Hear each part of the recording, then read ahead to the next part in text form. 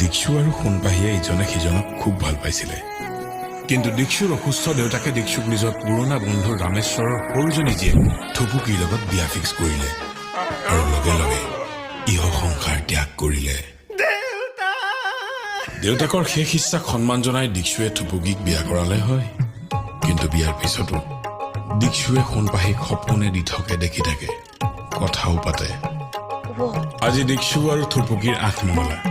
কিন্তু আজিও দীক্ষু সোণপাহীৰ লগতেই ব্যস্ত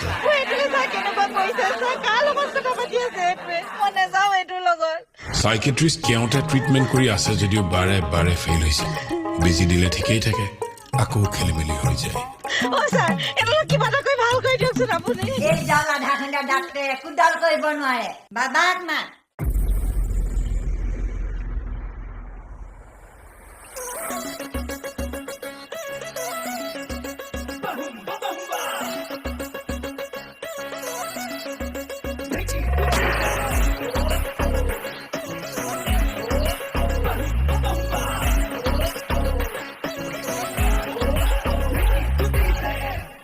আরে দি দে না 4 3 2 1 মিহিকে নাইস মনা কোন বা খৰৈ কি খাই পাহৰো তোক মনা কোন বা খৰৈ কি খাই পাহৰো তোক মনা কোন বা খৰৈ কি খাই পাহৰো তোক মনা কোন বা খৰৈ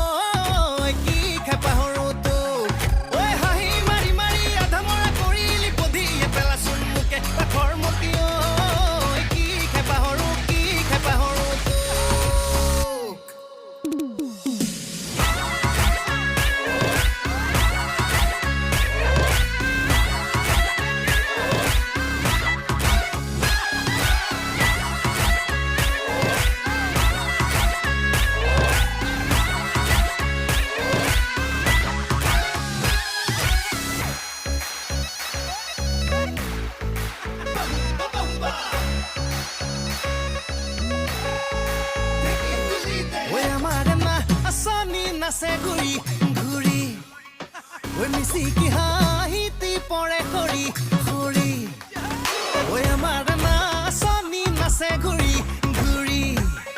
ঐ মিচিকি হাঁহিতি পৰে খৰি খৰি ঐ কুকুৰ কিমান বিঘা দখল কৰি দে ঐ দিবহে নোৱাৰো জোখে ঐ কিনো খেপাহৰো